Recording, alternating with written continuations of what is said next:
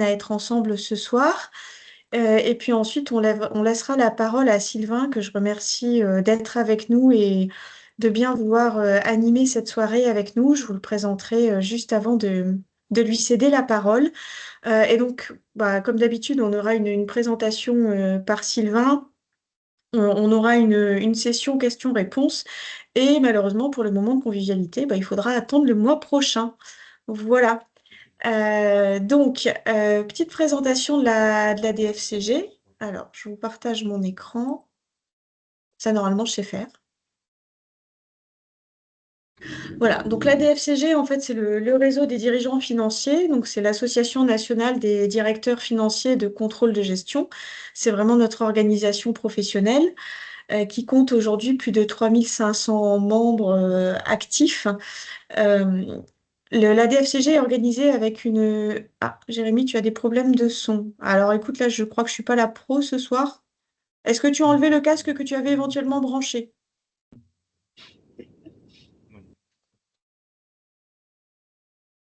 Bon, au pire, on pourra fonctionner avec l'enregistrement. Donc la DFCG, je disais, est structurée avec une organisation, enfin le siège est à Paris pour le niveau national.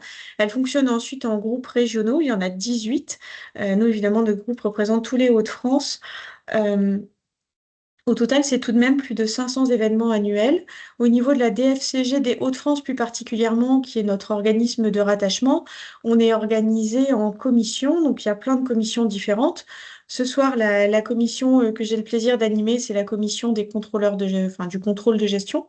L'objectif est de créer vraiment une communauté de contrôleurs de gestion avec des échanges professionnelle. Il y a également une commission DFCG au féminin, il y a une commission DFCG à venir pour les personnes qui sont plus jeunes, en tout cas plus jeunes que moi, une commission pour les DAF à temps partagé, une commission pour les DAF de PME. Je vous annonce aussi le très prochain lancement de la commission transformation digitale et intelligence artificielle qui sera co-animé par Fabrice, que nous avons le plaisir d'avoir dans l'audience aujourd'hui, et par Philippe Wallet, qui n'est pas là ce soir.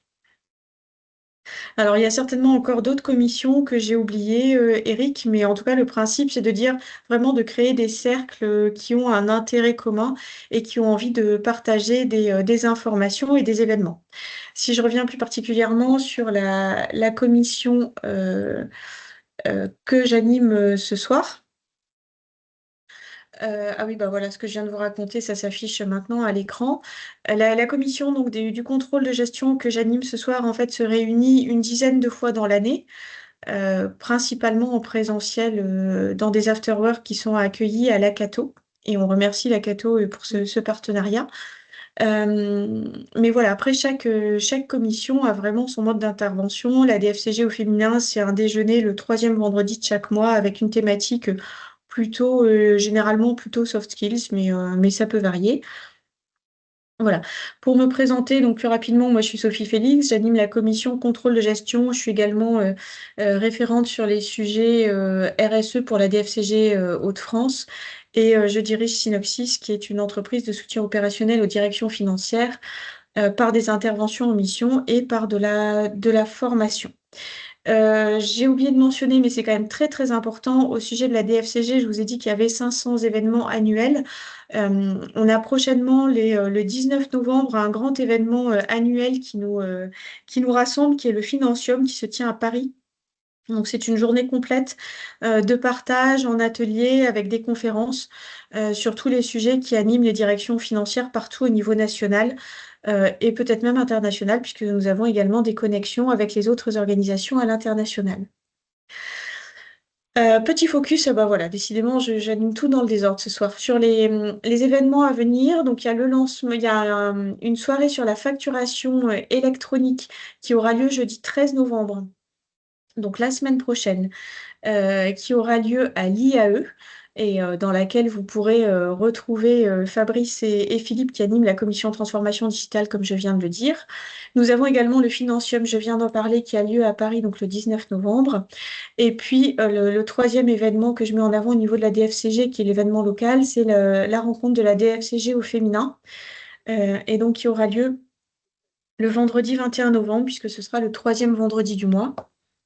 Et ça, ça se tient toujours chez Arambase, dans le centre de l'île, mais la condition non négociable pour y participer, c'est d'être une femme.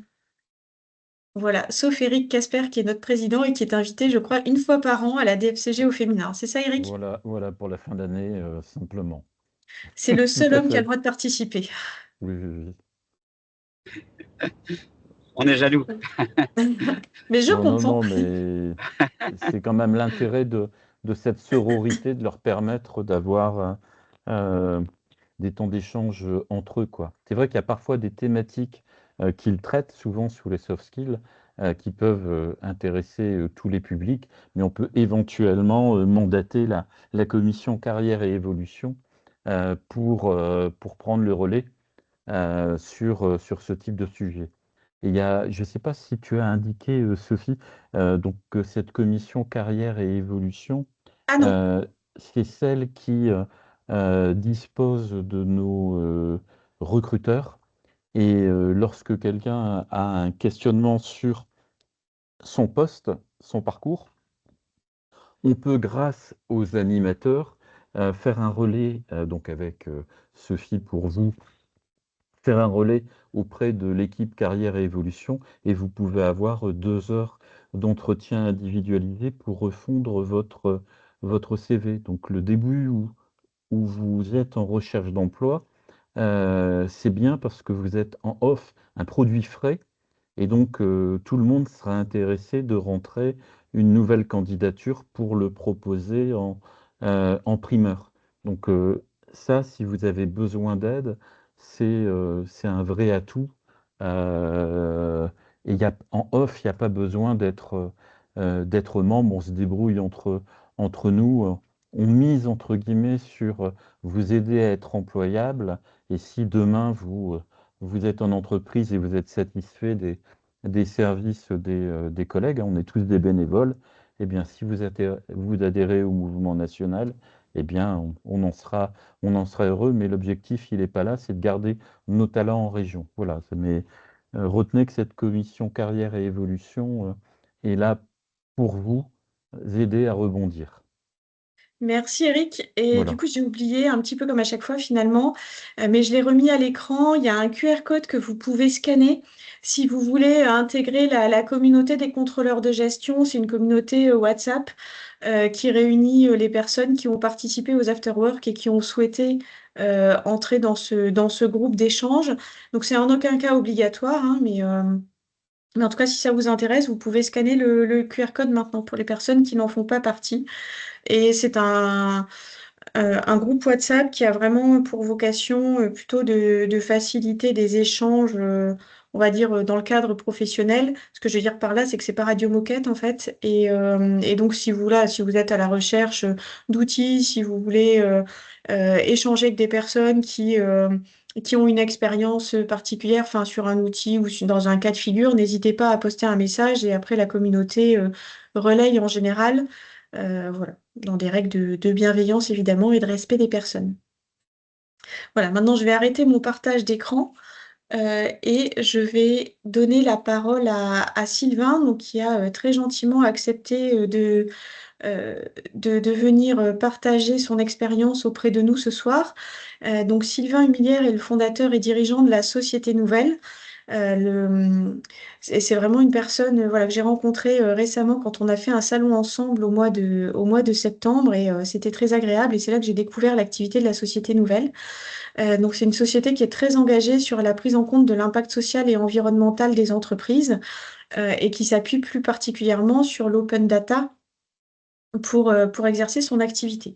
Donc là, vraiment, le sujet sur lequel Sylvain va intervenir ce soir, c'est ce sujet de l'impact environnemental des sociétés. Il va nous expliquer comment on peut s'y prendre, ce que ça peut nous apporter et nous parler aussi un petit peu de la société nouvelle. Voilà, bah Sylvain, écoute, vraiment, merci beaucoup d'être là ce soir. Je te laisse la parole. Merci beaucoup, Sophie. Bah, bonjour à toutes et à tous. Ouais, ravi d'être présent ici, de parler un peu des travaux qu'on mène et l'initiative qu'on porte, et du coup des ressources aussi qui sont à disposition. Comme évoqué, nous, c'est une initiative qu'on porte qui est open data, open source. Donc l'ensemble des éléments que je vais pouvoir vous présenter, vous en allez avoir accès librement après et l'utiliser comme vous le souhaitez. Donc Donc après, n'hésitez surtout pas. Euh, le- pour la partie interaction, je suis plutôt favorable à ce que si vous avez des questions, vous pouvez les poser directement, plutôt que faire un temps d'échange à la fin. Ça me va très bien si on pose des questions au fur et à mesure. Notamment si je pars dans des éléments un peu trop techniques à certains moments, n'hésitez pas à me rattraper. Et, pour placer un peu le contexte, du coup, ouais, la Société Nouvelle, on est une équipe lilloise on est 3 personnes à temps plein.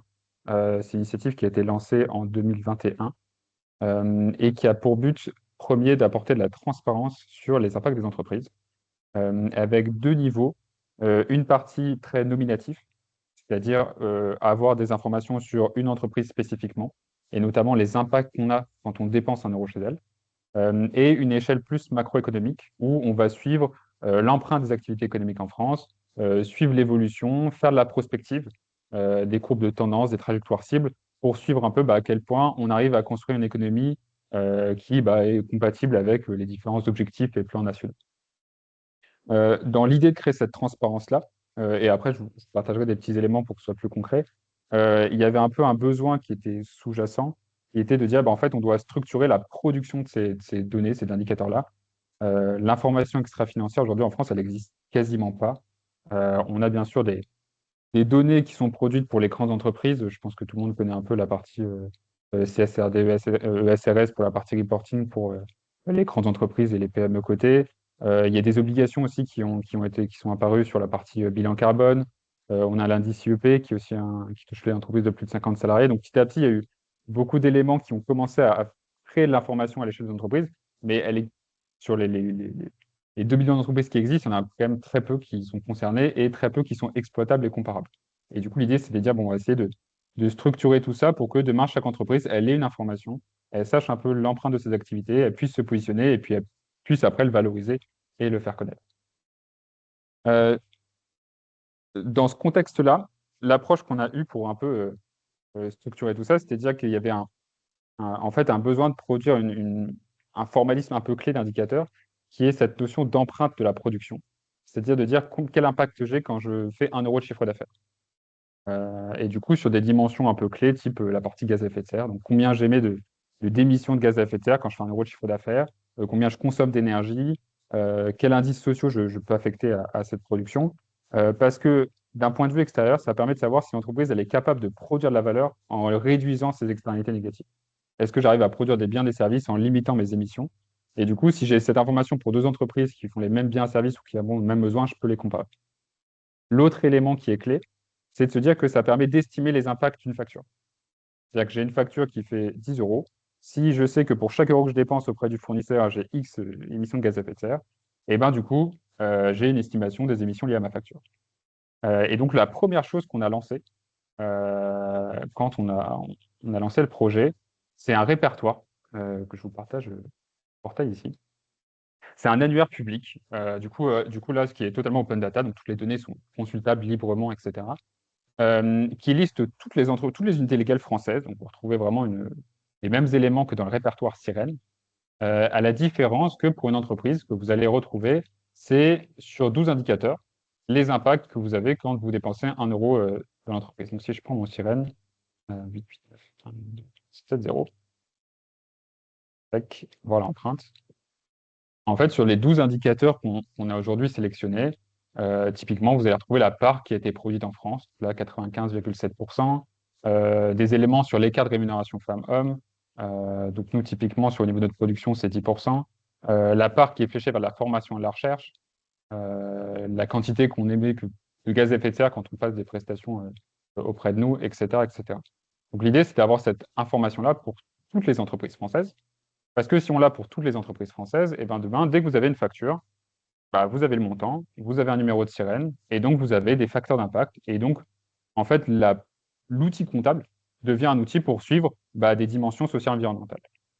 Et ce rapprochement, il va se faire d'autant plus vite avec, ça a été un peu évoqué en introduction sur l'événement sur la facturation électronique, mais cette automatisation, aujourd'hui, elle est vraiment en cours. On a aujourd'hui des échanges avec des éditeurs, et en tout cas, nous, on commence à travailler dessus pour que demain, directement, je récupère une facture d'unité légale française et du coup, je peux l'enrichir. Et du coup, grâce à de la donnée qui est publique, pour du coup avoir un suivi en même temps de toutes mes émissions indirectes, toute ma consommation d'énergie indirecte, etc., etc. Et du coup, sur les problématiques qui existent un peu aujourd'hui quand on fait par exemple un bilan carbone, qui est de dire j'ai besoin de collecter de la donnée, de croiser avec des facteurs d'émission, etc., en fait, tout ça, ça va commencer à disparaître au profit de, en fait, c'est ma facturation qui me donne tout mon suivi indirect. Et à mon tour, je peux le compléter avec mes émissions directes et produire du coup les émissions qui sont liées à ma production. Donc aujourd'hui, on a ce répertoire, on a un portail comme ça pour un peu consulter les données. Il y a aussi une API publique. Donc en gros, n'importe quel logiciel librement peut aller requêter, donc envoyer un numéro de sirène, et nous, on va lui répondre du coup sur les 12 indicateurs, l'empreinte qu'on a qu'a cette entreprise.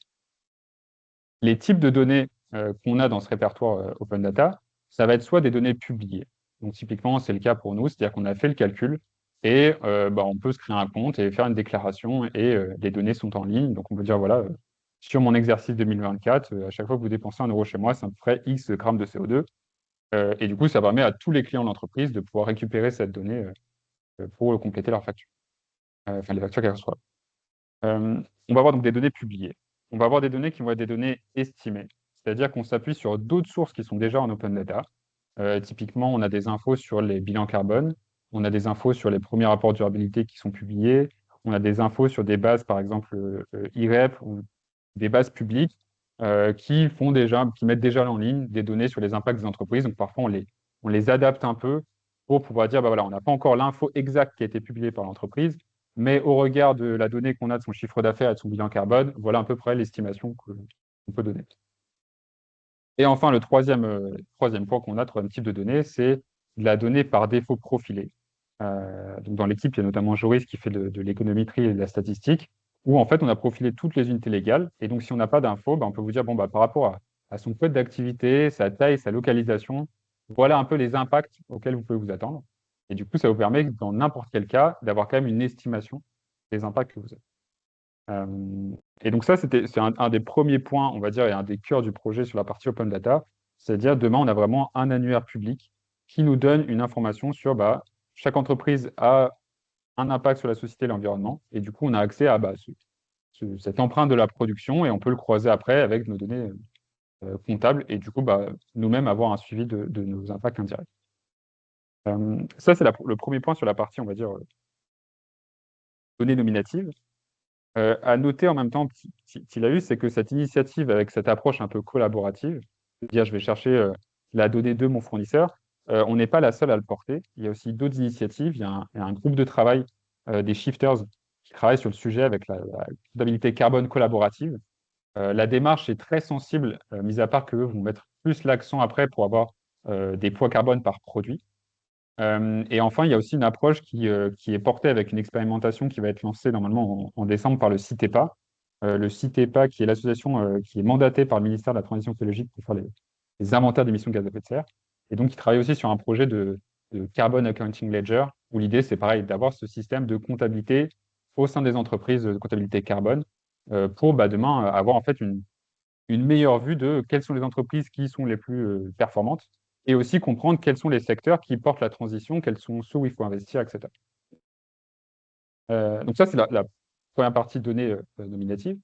Ce qui est intéressant, et je vous montrerai après, du coup, c'est que rapidement, on peut avoir des informations qui sont dans les outils comptables, avec en plus, du coup, des données qui sont organisées selon le même données que les données de plan comptable. Donc après, on peut faire l'impact de ces consommations intermédiaires, on peut créer des ratios. Enfin, on peut s'amuser de la même manière qu'on s'amuse, on va dire, avec les données comptables. Et on peut du coup obtenir l'empreinte de sa production. Une fois qu'on l'a, au-delà de la partie de transparence, ce qui va pouvoir être intéressant, c'est qu'on va pouvoir le comparer. Dire, OK, admettons que j'émets 19 grammes de CO2 par euro de chiffre d'affaires. Est-ce que c'est bien, est-ce que c'est pas bien? Et du coup, c'est là où les autres travaux qu'on mène d'un point de vue open data, c'est du coup de la statistique macroéconomique. C'est en gros, on va suivre, je vais changer d'onglet, l'empreinte des différents secteurs d'activité. Et on va essayer de dire, voilà à peu près l'empreinte carbone, donc les émissions par euro de production dans votre secteur. On va faire la tendance pour dire, voilà donc, comment ça évolue dans les années à venir. Et on va croiser ça avec des plans objectifs nationaux. Typiquement, on a des informations sur les budgets carbone que l'État nous devons collectivement respecter. Et donc, nous, on va les décliner pour dire, bah voilà, dans votre secteur, il faudrait atteindre peut-être 30 grammes de CO2 par euro de chiffre d'affaires à horizon 2030. Et du coup, ça permet, au-delà de produire l'information pour la transparence, de surtout avoir après des éléments de pilotage et de pouvoir se comparer, et savoir où on en est. Et du coup, pareil, tous ces jeux de données-là qu'on produit, nous, on les fait grâce à de la donnée qui est publique de statistiques publiques. Et après, elle est redisponible en open data avec des API qui permettent à demain n'importe quel outil comptable d'intégrer aussi des comparatifs dans les données qu'on observe. Et du coup, dire, bah, en fait, dans mon tableau de bord de gestion, j'ai l'évolution de mon chiffre d'affaires, mais j'ai aussi l'évolution de mon empreinte carbone et je peux faire un regard, est-ce que j'augmente plus ou moins vite par rapport à celui de ma branche et par rapport à ce qu'il faudra attendre. Donc ça, c'est les deux grands volets, on va dire open data. Euh, à ce volet open data se rajoute du coup une partie open source avec une solution, pareil, qu'on met à disposition. Alors nous, on n'a pas vocation à ce que cette solution, on va dire, perdure sur le long terme. L'idée, c'est plus que demain, ce soit directement les outils comptables qui intègrent cette, on va dire, extension comptable. Mais en attendant, du coup, on met quand même à disposition un outil qui permet de faire le lien entre mes données comptables. Et donc, c'est notamment, on va faire le lien avec soit des pots de FEC, soit directement des intégrations avec certains outils. L'empreinte de mes fournisseurs, où là, je vais chercher, du coup, on va dire, chaque numéro de sirène, du coup, l'impact que j'ai. Et après, mes impacts directs. Et du coup, je vais avoir un petit tableau de bord. Alors, je vais vous montrer à quoi ça ressemble. Alors, sachant que la solution, vous pouvez accéder librement. Je pourrais vous mettre le lien après dans la conversation et vous pouvez librement l'utiliser. Mais typiquement, en termes d'éléments qu'on peut produire en rendu, et du coup, de manière via que des ressources qui sont libres et accessibles, vous allez pouvoir avoir un tableau avec sur les 12 indicateurs, du coup, l'empreinte de votre chiffre d'affaires, comment il a évolué par rapport à l'année 2023. On a aussi, nous, des grilles qu'on fait, c'est-à-dire du fait de suivi macro qu'on a, on est capable de dire, voilà, sur quel secteur d'activité il y a un enjeu particulier sur la partie soit gaz à effet de serre, soit sur la partie sociale.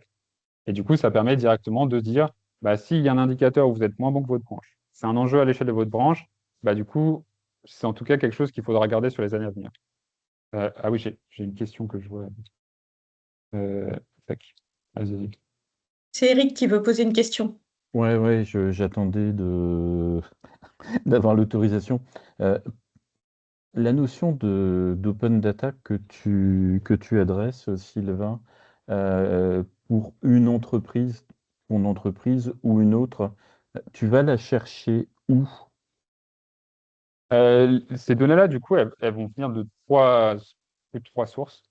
Il y a soit des entreprises qui vont elles-mêmes publier, c'est-à-dire qu'on peut dire, là, je veux mettre mes données à jour, donc je peux créer mon compte, je renseigne les données, et du coup, les données apparaissent sur la partie open data. D'accord. Soit c'est du coup de la donnée estimée, donc on va chercher par exemple, on a des jeux de données accessibles sur DataGroove, qui est une plateforme de mise à disposition de jeux de données, et dedans on va retrouver par exemple l'ensemble des bilans carbone qui sont publiés.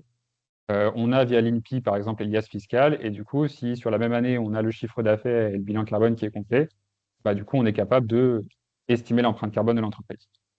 Là en gros on D'accord. n'est pas allé chercher directement, c'est pas l'entreprise qui a fait l'action volontaire, c'est juste nous qui avons dit, en fait les éléments qu'on a besoin sont déjà en partie publics. Et Soit après, comment, c'est de la statistique. Ah, pardon. et comment tu compares les entreprises qui sont le premier volet soumis à la CSRD avec, entre guillemets, un nouveau cadre et toute une série d'indicateurs versus les entreprises qui, pour l'instant, ne sont pas passées à la seconde vague et qui ont leurs propres indicateurs plus ou moins validés par exemple, c'est Ecovadis, c'est ça, hein, qui certifie avec des notes en termes de points. Est-ce que ça te parle? En fait, nous, sur la partie, typiquement, sur les rapports aujourd'hui de durabilité, et Hmm. même du coup, avant la partie DPEF, en fait, un des problèmes qu'on a, c'est que la plupart des éléments qui sont des points de données qui sont dedans, c'est pas forcément des points de données qui sont comparables. Parce qu'on va donner, par exemple, une empreinte des émissions brutes. Jusqu'à avant maintenant, c'était souvent sur des périmètres qui étaient différents. Fallait vraiment lire toute la document du rapport pour essayer de voir qu'est-ce qui était inclus dedans, pas inclus dedans, faire la même chose sur le truc financier pour essayer à sortir un ratio qui soit un peu exploitable. Donc du coup, on avait beaucoup de mal à les exploiter. C'est plus simple déjà sur la partie CSRD, les rapports de durabilité, mais c'est pas forcément évident. Et après, du coup, il y a des indicateurs qu'on n'a pas. C'est-à-dire que le panel, nous, qu'on étudie, c'est un panel où on a repris des objectifs de développement durable, et notamment d'un travail qui a été fait par le CNIS, qui est le Comité national de l'information statistique, qui avait sélectionné un panel d'indicateurs à suivre en France pour les objectifs de développement durable. Donc on a repris ce panel-là, et du coup on a dit, bah, nous, là-dessus, on a un panel qui concerne les entreprises, et donc du coup on va le reprendre. Mais du coup, c'est des dimensions dont le format n'est pas forcément celui qu'on retrouve dans les normes de rapport de reporting, même si les dimensions, on les retrouve. C'est-à-dire que la partie gaz à effet de serre, on le retrouve. La différence, c'est que nous, on veut les émissions sur le périmètre de la production divisées par la production. Dans les normes ACRS, on va juste donner scope 1, scope 2, scope 3, amont, aval. Et du coup, c'est là où on essaie d'ajuster au cas par cas quand on peut, mais forcément qu'il y a des petits écarts, etc. L'enjeu D'accord. pour nous, il est plus de dire, dès qu'on peut un peu exploiter, on essaye d'avancer pour massifier, parce qu'on a surtout un enjeu de manque de données plutôt que de qualité aujourd'hui. Oui, d'accord. Donc, tu attends la vague 2 CSRD pour avoir quelque chose de normé. Et par contre, tu n'as pas vraiment d'approche sectorielle des personnes, je sais pas moi, dans le textile qui répondent et qui ont une évaluation Ecovalis et qui souhaiteraient déjà réfléchir à converger et donc de faire un groupe de travail avec tes équipes afin euh, d'aborder des équivalences qui permettraient de pouvoir presque normer leur data et déjà de commencer à se comparer entre eux, quoi. Alors, on a, alors ça me fait penser à deux choses. Alors, on a par contre déjà des travaux d'un point de vue macroéconomique, de Mm. travaux par secteur. C'est-à-dire qu'on est capable de donner des moyennes par secteur, et on a déjà fait des travaux de désagrégation, c'est-à-dire qu'on essaie D'accord. d'arriver à une activité plus fine. On l'a fait par exemple sur le secteur de la boulangerie-pâtisserie, et donc même si c'est pas modélisé d'un point de vue macro dans les tables initiales qu'on a, on est capable de fournir des estimations et des profils plus précis pour certaines activités. Et donc aujourd'hui, quand on n'a pas les données sur une entreprise, on va essayer de chercher l'info qu'on a la plus fine possible. Et du coup, dans certains cas, on a des données qui sont, on va dire, on a une gros indice de confiance sur le fait que la donnée est assez pertinente. Après, il peut toujours avoir un écart parce que l'entreprise, elle décide pour le plaisir, brûler de l'essence. Mais en tout cas, normalement, la moyenne qu'on a, elle est plutôt fine.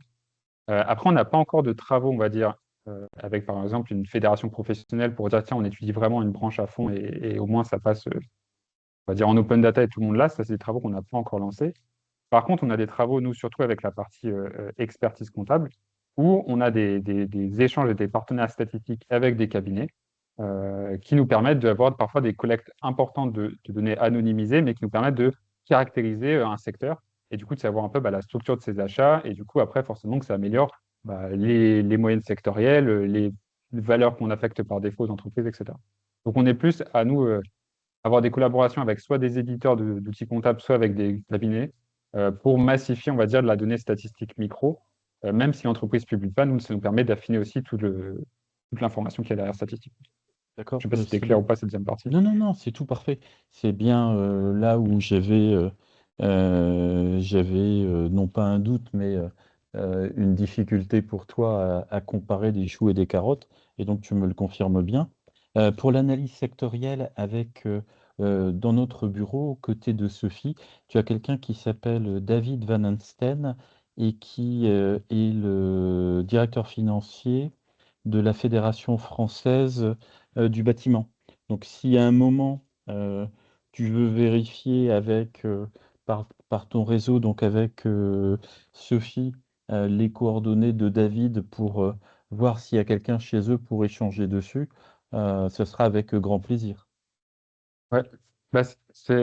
On avait eu une étude qu'on avait coportée avec le Conseil national de l'ordre des experts comptables, Ouais. qui était un baromètre sur les émissions de gaz à effet de serre, sur du coup une quinzaine d'activités, dont la construction. Et du coup, on avait fait un travail, mais qui était dans un premier temps un travail purement on va dire de statistiques et d'économétrie, donc avec des données plus statistiques publiques. Mais en tout cas, c'était après une volonté de se dire, effectivement, on peut après essayer de confronter, ou en tout cas avoir, par exemple, une enquête qu'on réalise auprès d'entreprises d'un secteur pour mieux comprendre comment on caractérise leurs émissions ou leur consommation d'énergie. Et du coup, après, pouvoir, sur tout cette filière-là, en faire profiter tout le monde parce qu'on a de la donnée plus fine et du coup, on a davantage d'éléments de comparaison, etc., qui sont plus fiables parce que confirmés avec des données terrain. Donc ouais, Bravo. avec plaisir pour le contact. Et en tout cas, ouais, c'est des types d'initiatives, enfin, de travaux qui vraiment aident la qualité de l'information pour tout le monde. Euh, tac, tac, tac. Et ouais, du coup, j'étais sur la partie solution, et du coup, solution qui est surtout utilisée aujourd'hui par du coup des cabinets comptables qui viennent du coup greffer du coup compléter, enrichir les données comptables de leurs clients, et du coup qui permettent de identifier la partie quels enjeux pour l'entreprise, et du coup commencer à les sensibiliser en disant en fait on détecte qu'il y a tel ou tel point où ce serait intéressant à suivre. On retrouve du coup toute la partie comparaison sectorielle en disant voilà, aujourd'hui vous avez 70% de votre chiffre d'affaires qui est produit en France, en moyenne la branche c'est 61, donc du coup vous avez 10 points de plus, donc c'est plutôt positif. Et puis à l'inverse, sur la partie gaz à effet de serre, bon là vous émettez 358 grammes de CO2 par votre production, la moyenne c'est 188 et l'objectif à horizon 2030 c'est 100. Donc du coup là vous avez un gros effort à faire. Du coup ça permet de situer et de commencer à mettre des éléments et avoir des éléments plus concrets, on va dire, pour commencer à dire, en fait, demain, dans votre gestion, il va falloir que vous gérez votre entreprise, mais aussi les externalités qui sont liées à vos activités. Et du coup, l'idée, c'est d'avoir comme ça des petits points de référence, avec aussi, du coup, la vue en mode, sur chaque indicateur où il y a des objectifs, qu'est-ce que j'ai atteint et quel effort je dois faire sur les années à venir.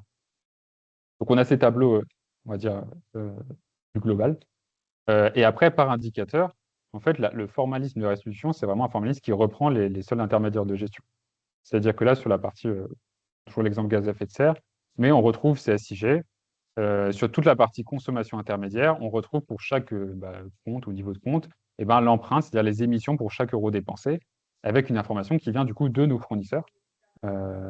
Et du coup, de ce travail-là, de dire, en fait, j'ai pu enrichir toutes les factures que j'ai reçues avec des facteurs d'émission. Pareil sur la partie immobilisation, où là, on a les factures d'achat d'immobilisation, etc.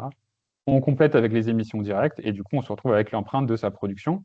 Et donc, on peut dire, tiens, d'où vient mon empreinte carbone? Et à 90%, ça vient de mes consommations intermédiaires, et plus précisément, 70%, c'est l'achat de matières premières. Et après, pareil, je peux avoir une lecture plus fine par compte de charge, et essayer de me dire, c'est quel type d'achat qui concentre, on va dire, mon empreinte carbone, et là, 30%, c'est l'achat de matières premières, ferraille, etc.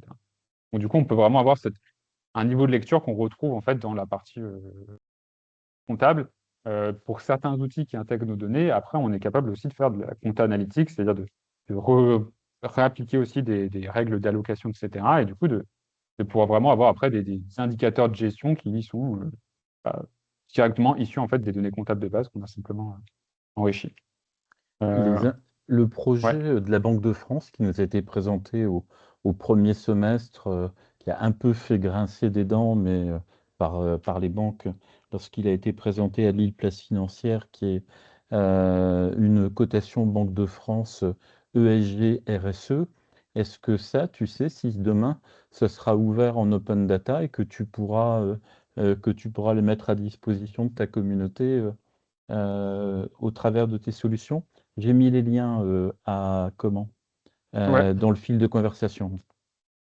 Du coup, ouais, on connaît très bien ces travaux-là. En fait, peut difficilement l'exploiter parce que c'est un scoring.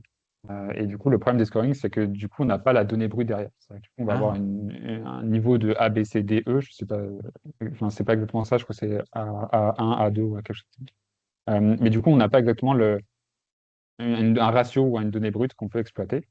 Et sur la partie indicateur Banque de France, il y a deux éléments. Il y a une partie qui est liée à l'évolution des émissions, et du coup à savoir si l'entreprise suit, on va dire, le rythme qui est attendu à l'échelle de son secteur. Et il y a aussi une partie exposition, c'est-à-dire qu'en fonction de sa localisation, est-ce qu'elle est plus ou moins exposée à des risques climatiques, d'inondations, d'incendies, etc. Et cette partie, nous, là, pareil, on ne la regarde pas parce que du coup, on est surtout centré sur quels impacts j'ai moi sur la partie émission et pas forcément comment je suis exposé. Du coup, il y a une partie qui fait que peut difficilement interpréter le score qui va en sortir. Et après, on commence, nous, à avoir en fait des données qui vont être dans la production de données micro. Aujourd'hui, on est plus avancé que la Banque de France là-dessus parce qu'avec les collaborations statistiques qu'on met en place, aujourd'hui, on a davantage de retours micro. C'est-à-dire qu'aujourd'hui, le problème je vais être un peu critique de la Banque de France là-dessus, mais en fait, ils ont un problématique de collecte de données. Donc, ils essayent de s'adresser aux entreprises, ils essayent de récupérer les rapports de durabilité qui vont sortir, mais en fait, ils vont mettre énormément de temps, je crois que c'est à horizon 2027, pour couvrir, je crois, une grosse partie de l'industrie. Nous, dans le même temps, en fait, le fait de directement s'intégrer aux outils comptables fait que il y a une volonté commune aujourd'hui on va dire des éditeurs de dire en fait, j'enrichis mon offre, mes fonctionnalités en disant demain, je suis une plateforme qui fait une plateforme agrégée pour la facture électronique. En fait, j'ai une fonctionnalité supplémentaire parce que je permets à tous mes utilisateurs d'avoir en même temps, par exemple, le poids carbone de leur facture. Et en même temps, ils ont quand même une volonté de dire je contribue à pouvoir favoriser, on va dire, cette statistique parce que plus on met en commun ces informations-là, plus ça sert à tout le monde.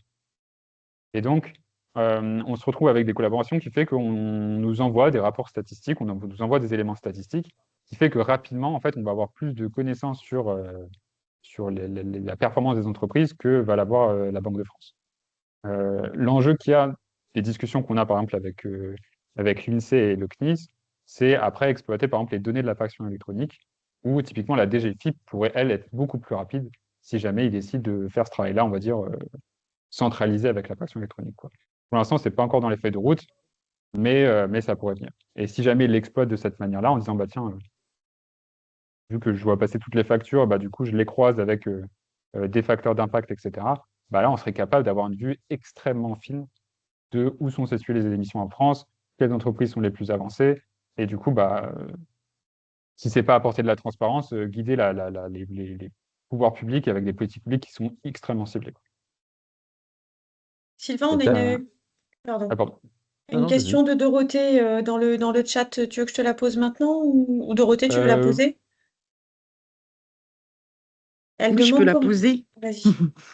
Oui, en fait, je me demandais tout à l'heure, donc vous montriez comment se connecter pour une entreprise et qu'est-ce qui les incite au-delà, oui, peut-être de se comparer, etc. Enfin, je me demandais comment vous procédez à, c'est ça, à l'incitation des entreprises à venir en fait intégrer leurs données. Voilà, je sais pas, qu'est-ce qui les attire, qu'est-ce qui fait qu'ils viennent se référencer? c'est une bonne question sur un truc où, en tout cas, c'est dur. C'est dur parce qu'il n'y a pas encore forcément cette culture de la transparence. Peut-être sur les petites entreprises assez jeunes, ça passe bien. Mais en tout cas, le fait de dire spontanément, je mets à disposition des données sur mon entreprise, c'est pas forcément encore un réflexe. D'autant plus quand ça touche parfois à des indicateurs de performance. Euh, En fait, aujourd'hui, il y a les entreprises qui publient, c'est souvent des entreprises qui sont engagées. C'est-à-dire que c'est des entreprises qui sont déjà dans une recherche d'avoir de l'impact, etc. Et du coup, naturellement, ils vont être en mode, oui, il faut de la transparence, et donc je vais publier. On a encore du mal à convertir, on va dans une entreprise plus classique à publier, d'autant plus qu'on a un interlocuteur indirect qui est la partie, nous, cabinet d'expertise comptable, parce qu'on travaille surtout principalement avec eux. C'est-à-dire que c'est eux qui vont produire les indicateurs, les présenter à leurs clients et potentiellement les inciter à publier. Donc, ce n'est pas nous qui maîtrisons le discours. Et donc, on ne sait pas à quel point, eux, les incitent beaucoup ou ne cherchent pas forcément à se publier. Euh, le point qui, en fait, arrive petit à petit, c'est que une entreprise qui va suivre au bout de 2-3 ans l'empreinte des activités, en fait, rapidement, elle se rend compte que une grosse partie de l'évolution de ces impacts, ça va être lié aux données de ses fournisseurs. Et du coup, rapidement, elle va vouloir avoir l'info pour ses fournisseurs. Et donc, l'idée, c'est que petit à petit, en fait, on soit incité à publier, non pas parce qu'on se dit qu'on fait de la transparence, mais parce qu'on va avoir ces clients qui vont nous appeler en mode, en fait, moi, il faut que j'ai de l'information sur l'impact de mes activités. Et aujourd'hui, je n'ai pas l'information qui vient de votre part, donc est-ce que vous pouvez la communiquer? Et du coup, l'idée, c'est petit à petit de dire, si on commence à généraliser dans toutes les entreprises ce calcul-là, dans la comptabilité de toutes les entreprises, et ben après, petit à petit, chacun va commencer à aller chercher l'info auprès de son fournisseur. Et du coup, c'est un peu de cette manière-là qu'on espère que ça va inciter d'autres entreprises parce qu'il va y avoir un enjeu petit à petit commercial en disant, le problème, c'est que si je travaille avec vous, enfin, je caricature un peu, mais si je travaille avec vous, il va falloir que je m'assure que vous ne vous affectez pas mal on va dire, ma performance à moi, quoi. Et donc, bah, j'attends de la transparence et j'attends que vous réduisiez aussi les impacts de vos activités, quoi. Donc, c'est un peu la stratégie qu'on a, sachant que pour aujourd'hui, enfin, dans les travaux qu'on a actuellement, le principal défi aujourd'hui, c'est quand même produire de l'information statistique. C'est-à-dire que on a très très peu de données qui existent d'un point de vue empreinte gaz à effet de serre. Et donc on est plus sur un enjeu aujourd'hui de massifier au moins d'un point de vue statistique, commencer à mieux caractériser chaque activité, et après on basculera sur la partie transparence. Mais aujourd'hui, le plus gros défi, c'est de dire je fiabilise et je rends robuste beaucoup d'informations. On y est sur certaines activités, mais sur d'autres, on a encore trop de manque de données qui nous permettent d'être sûr de ce qu'on fait. Tu as un regard sur ce qui se passe dans d'autres pays? Toujours question de Dorothée. Ouais, alors il y a des initiatives un peu similaires qui existent, on va dire, de cette partie un peu compta collaborative. Après, le modèle qu'on essaie de pousser, on se dit qu'il peut être facilement, on peut l'étendre à la partie Union européenne, mais c'est pas gagné parce que autant sur la partie fournir des facteurs d'émission, fournir des facteurs d'impact, fournir la statistique, il y a la chance qu'il y a Eurostat qui existe et du coup qui a, on va dire, harmonisé les données statistiques de l'ensemble des pays européens, qui fait qu'on est capable de produire, d'avoir un suivi de l'empreinte carbone de la métallurgie en Allemagne, en Italie, en Espagne, etc. Autant là en France, on a quelque chose qui est plutôt surprenant, mais que le répertoire Sirène est public. C'est-à-dire qu'on a accès à la liste de toutes les entreprises et on a accès à leur code d'activité, en tout cas des caractéristiques. Ce type d'annuaire, de répertoire, il existe en France, en Belgique, mais dans la plupart des autres pays européens, il n'est pas public. Et donc, typiquement, aujourd'hui, quand on a une facture qui vient d'Italie, bah, on va avoir un numéro de TVA intracom, mais tant qu'on n'a pas référencé le numéro de TVA, bah, en fait, on ne sait pas ce qu'il y a derrière. Alors qu'en France, la chance qu'on a, c'est qu'on a ce répertoire, et donc quand on donne un numéro de sirène, bah, même si l'entreprise, on n'a pas encore publié ou fait des éléments, bah, on a déjà ces caractéristiques, on sait de quelle activité il s'agit, depuis combien de temps elle existe, quelle est sa taille, sa tranche d'effectif, et donc on est capable d'apporter des premiers éléments. Du coup, la partie extension, typiquement Union européenne, va devoir se faire si on débloque ces annuaires-là, ce qui est une demande qui a été formulée au CNIS, donc on attend de voir si ça va être suivi. Mais en tout cas, il y a ce frein-là. Donc aujourd'hui, ça marche bien en France, mais du coup, il faut attendre des déblocages, on va dire, d'open data dans les autres pays, quoi. Ce qui n'empêche aussi que, du coup, quand on a des factures qui viennent de l'étranger, là, on ne peut plus passer avec le numéro de sirène. Et du coup, nous, on produit, alors pareil, c'est de l'open data, mais on produit des facteurs d'impact par activité et par pays. Donc, on est capable de dire, bah, en fait, j'ai une facture qui est liée à de la métallurgie en Chine, et du coup, nous, on va pouvoir produire une estimation, quoi. Pour l'instant, on est à ce niveau-là d'avancement. Après, l'idéal étant que tout le monde le fasse, mais autant sur la partie Union européenne, il peut y avoir des accords, autant sur la partie, après, l'ensemble du pays du monde, ça va être plus compliqué.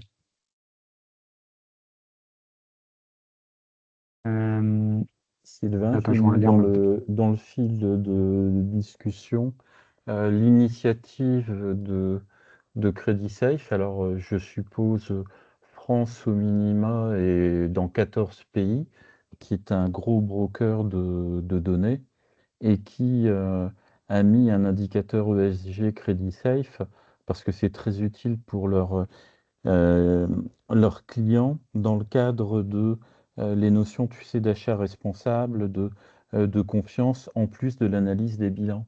Donc, eux ont aussi soit des datas, s'il y a besoin d'être en rapport avec eux, on a d'excellentes relations.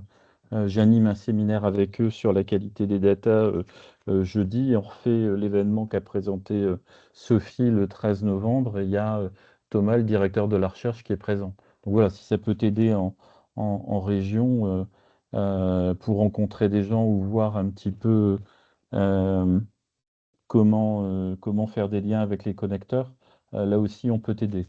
Voilà, je Ouais, ferme la bah, parenthèse. clairement, enfin, moi, j'ai regardé ça, ouais. Sachant que c'est vrai que je ne l'ai pas forcément mentionné, mais il y a aussi d'autres initiatives qui existent. Il y a, en termes de base de données, du coup, sur les impacts des entreprises euh, ou des facteurs d'émission, il y a aussi d'autres initiatives. Il y a beaucoup d'initiatives aussi qui sont dans une logique privée où vous allez devoir payer une licence pour accéder à des données d'entreprise. Donc, il y a par exemple, si c'est, je pense, le CDP, où vous avez des données sur les émissions carbone des entreprises. Et là, du coup, si vous voulez accéder aux jeux de données, c'est des jeux de données qui sont payants. Et après, sur la partie facteurs d'émission, vous avez des bases qui existent publiques, donc typiquement celle de l'ADEME, où vous avez retrouvé des facteurs d'émission, avec des nomenclatures qui sont, pour moi, difficilement exploitables, mais qui, pareil, c'est quand même de la donnée ouverte qui est accessible. Mais après, vous avez très connu, vous avez EcoInvent, vous avez beaucoup de facteurs d'impact rapprochés avec des données comptables. Et pareil, du coup, là, c'est de la donnée qui est propriétaire. On avait déjà essayé de se rapprocher avec certains acteurs pour essayer, on va dire peut-être naïvement, d'avancer sur la partie open data, mais ça reste quand même très compliqué. Notamment, on avait essayé d'avancer avec des outils de bilan carbone pour essayer de dire, bah, on construit, on va dire, un répertoire commun de facteurs d'impact pour tout le monde. Et la logique, quand même, reste aujourd'hui principalement propriétaire avec bah, chaque outil qui veut garder sa petite librairie interne propriétaire pour en faire, on va dire, un élément, on va dire, de différenciant, plutôt que d'essayer de contribuer à une seule et même base publique qui serve à tous, quoi. En tout Donc il y a cas, aussi d'autres initiatives qui existent propriétaires. mais l'avantage, c'est qu'eux sont à Roubaix, sont dans le coin et ont une capacité de caisse de résonance en termes de commercialisation pour des flux entrants ou sortants qui peuvent être intéressants, quoi. Voilà. Ouais, tout à fait. Bah, c'est là après où nous, la force de l'open source arrive, c'est le côté, bah, typiquement sur des acteurs qui n'étaient pas directement sur ce sujet-là.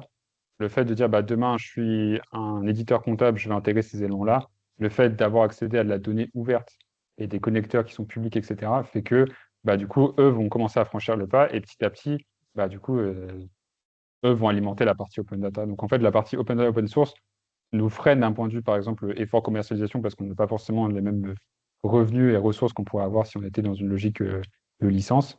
Mais à l'inverse, la partie, du coup, partenariat et collaboration fait que petit à petit, avec d'autres acteurs, et ben, on est capable d'avancer beaucoup plus vite, quoi. Et du coup, ouais, sur la partie solution, donc après, on se retrouve avec des comparaisons, du coup, bah, l'empreinte carbone de mon entreprise par rapport à celui de ma branche d'activité, par rapport à l'objectif de ma branche à horizon 2030. Alors là, j'ai les mêmes données je suis mal préparé ça, du coup, j'ai les mêmes données sur 2023-2024, mais pareil, après, si on fait l'exercice chaque année, on a bah, l'évolution de son empreinte et à quel point on suit la trajectoire cible ou la tendance, quoi. Et du coup, tous ces éléments-là permettent de bah, commencer à avoir des premiers éléments sur je pilote un peu mon empreinte carbone et j'essaie de voir d'où ça vient et si j'arrive à mettre des actions qui permettent de limiter, sachant que j'ai la même chose sur les autres indicateurs. Si je veux suivre mon empreinte énergie, bah, du coup, pareil, je peux suivre bah, l'empreinte énergétique de chacun de mes agrégats, de comment je me situe par rapport à ma branche, etc. Ou sur la partie sociale, et j'ai un exemple. Ouais, écart de rémunération, bah, pareil, je peux voir bah, où j'en suis par rapport à ma branche, par rapport aux objectifs et bah, comment je m'inscris après dans le temps, quoi. Donc l'idée, c'est vraiment de se dire que bah, en fait, je peux étendre sur des dimensions sociales et environnementales ma comptabilité via du coup des données qui sont libres. Et du coup, après, là, nous, on a cette vue-là, on va dire, par défaut dans la solution, mais on a des autres éditeurs ou des autres cabinets qui ont développé leur propre outil en interne et qui peuvent s'amuser à faire des dashboards comme ils le veulent avec ces données. La démarche après pour nous, du coup, il y a la partie calcul dans la solution et puis il y a cette partie publication où bah, si l'entreprise est volontaire, elle peut choisir après de cocher les indicateurs à publier, erreur de chargement, mais du coup, on peut choisir avoir un petit bon de publication et après, du coup, en validant, ça se retrouve après sur la partie open data. Donc, nous, tout notre enjeu aujourd'hui, typiquement, c'est qu'un maximum d'entreprises essaye de pouvoir se positionner sur ces indicateurs-là, pouvoir avoir les enseignements qui y sont liés. Et puis après, du coup, une fois qu'elles ont la donnée, bah, déjà, ça peut leur permettre de publier plutôt que si elles n'ont pas la donnée, quoi. Bien sûr. Voilà un peu pour la démarche qu'on a. Je pense que c'était un peu aléatoire dans la manière de le présenter, mais en tout cas, il y a pas mal d'initiatives aujourd'hui qui vont dans ce sens-là, parce que en fait, il y a un contexte où sur beaucoup d'enjeux de durabilité, on n'est pas du tout dans les bonnes trajectoires. Et du coup, il va y avoir forcément, sur les impacts qui concernent les actifs économiques, il y aura forcément petit à petit une hausse d'une demande de transparence, de mesures, et qui après vont potentiellement s'accompagner de dire bah, maintenant on a l'information et du coup on va commencer à taxer plus sévèrement parce que sinon on va pas s'en sortir. Donc en tout cas, il y a un enjeu d'information, que ce soit pour les entreprises ou même pour les pouvoirs publics, de piloter efficacement la transition. Et un des enjeux qui était de dire, bah, en fait, on a besoin de structurer tout ça. Aujourd'hui, ça peut se faire quand on a une approche qui est vraiment collaborative, parce que si tout le monde joue le jeu, et ben demain, tout le monde, sans effort via ses outils comptables, a une information fiable qu'elle peut exploiter, etc. Il y a bah, du coup les 4-5 initiatives que je vous ai citées, où aujourd'hui on échange pas mal ensemble pour essayer d'avancer le plus vite possible sur ce sujet et de faire en sorte que chaque entreprise peut bah, anticiper, savoir à quel point elle est exposée ou pas, et puis après bah, commencer à dire bah, si moi je fais mieux, bah, je le valorise et je montre que je fais déjà partie de l'économie de demain. En tout cas, c'est la dynamique qu'on essaie de pousser et de dire bah, via le collaboratif, on peut avancer beaucoup plus vite et éviter de perdre 10 ans à réduire les inégalités ou à construire une économie qui ne met pas en danger la biodiversité ou même le climat.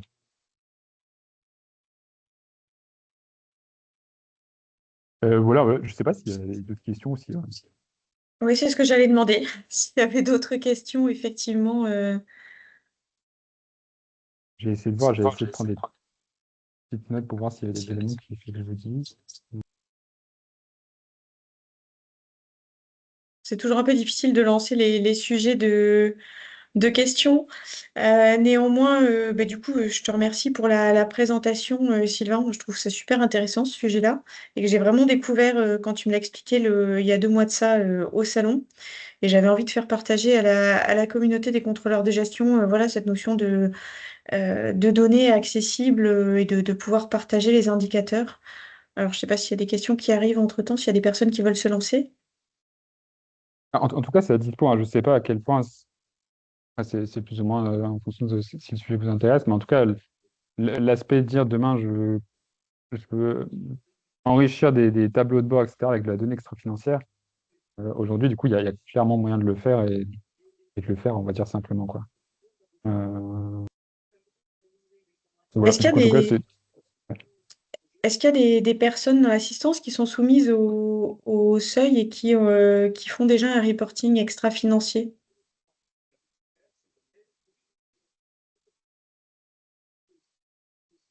A priori, non.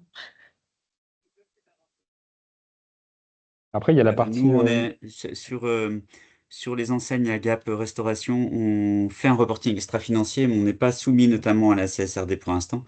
Et on faisait un reporting plutôt volontariste sur certains indicateurs, sur une quinzaine d'indicateurs sociaux et environnementaux, dont le bilan carbone, bien sûr.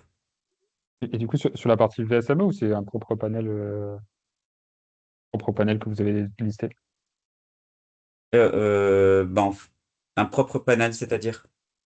En fait, parce que du coup, il y a une norme volontaire qui est sortie en même temps que la partie rapport durabilité, qui liste des métriques sociales et environnementales. Du coup, la question, c'était est-ce que vous avez produit des indicateurs sur cette norme volontaire de l'EFRAG ou si c'est un panel qui a été listé, on va dire, en interne en fonction des C'est que de départements, etc. l'interne pour l'instant, mais comme on travaille quand même sur la CSRD, au moins sur E1, G1 et S1, on est en train de définir là des indicateurs complémentaires qu'on veut ajouter pour commencer à s'adapter à la CSRD en fait.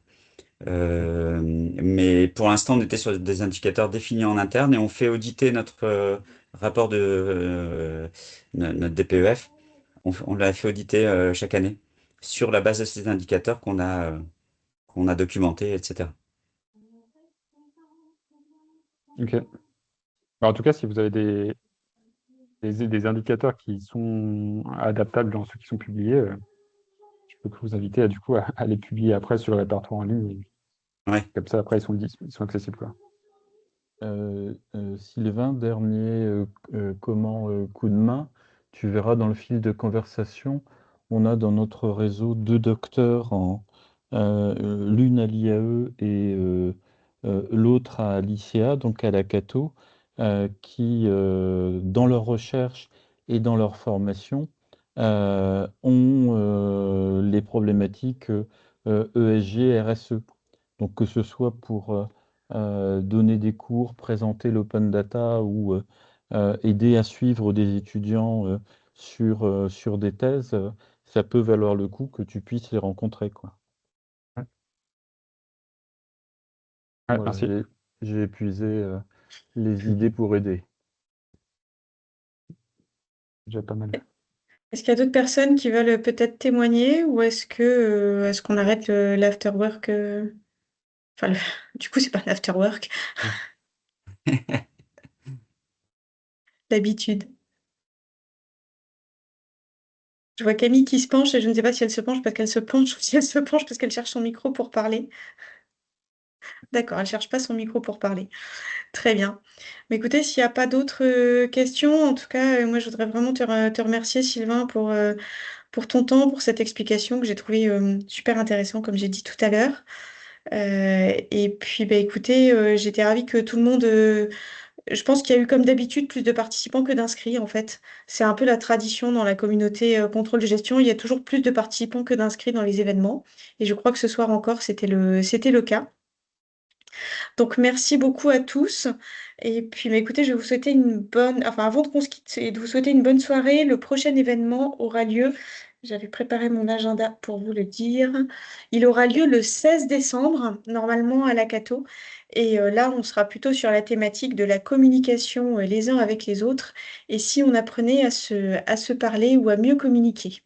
Et c'est un coach qui viendra témoigner et animer cette soirée. Super, très bien. Voilà. Et, Et ben écoutez, je vous remercie beaucoup. Je vous souhaite une bonne soirée. Merci. Merci beaucoup, Sophie et Sylvain. Bientôt. Merci, Merci. Sophie. À bientôt. Merci à vous. Merci Et beaucoup. puis à Au bientôt. revoir. Sylvain, tu connais Hubert Tondeur, alors des Bonne experts soirée, au comptables? revoir. Ouais, je le connais. En fait, l'ordre avait lancé un projet Impact Durabilité, un outil pour la partie normes volontaires, sur la partie du coup CSRD. Et du coup, ils ont développé un outil et du coup, nous, on était en charge du développement. Et du coup, c'était Ah bah, Hubert parfait. Tondeur quand il était là-bas avec qui on échangeait là-dessus. Et Alors puis maintenant, il est surtout, plus au maintenant, bureau de l'ordre, mais ouais, du coup, oui, on a mais travaillé ensemble. il est au plan national et il est le représentant sur toute la durabilité pour le Conseil supérieur de l'ordre des experts comptables. Donc, il ne faut pas le perdre de vue. En plus, il est dans la région, donc il est super sympa. Ouais, bah il est plus à la commission de durabilité. Parce qu'il y a eu Et- des élections et du coup, le bureau a changé. Ah, depuis peu Euh, de temps alors, l'année euh, dernière ou des choses comme ça? ouais, tout à fait. Ah, ok, d'accord. Bah, donc tout C'était va bien alors. fin d'année. Enfin, je crois que la passation a eu lieu en janvier, je crois, mais c'était fin d'année dernière le vote. Donc, Parce que comme il avait publié beaucoup de choses dessus, je pensais que c'était devenu sa marotte, quoi. ouais, bah, en tout cas, je crois qu'il est toujours très actif sur le sujet. Enfin, en tout cas, on a moins l'occasion d'échanger avec lui maintenant qu'il est plus à qu'il a plus ce poste, enfin, ce mandat au Conseil national, mais après, on continue pour échanger avec lui. En tout Mais je crois cas, qu'il est aussi à l'ANC. brillant. Oui. Ouais, j'espère que c'était intéressant. Après, j'ai l'impression que c'est très technique et tout, mais je En sais tout cas, pas c'est quoi. bravo. Sophie, le webinaire, tu vas pouvoir le mettre à disposition?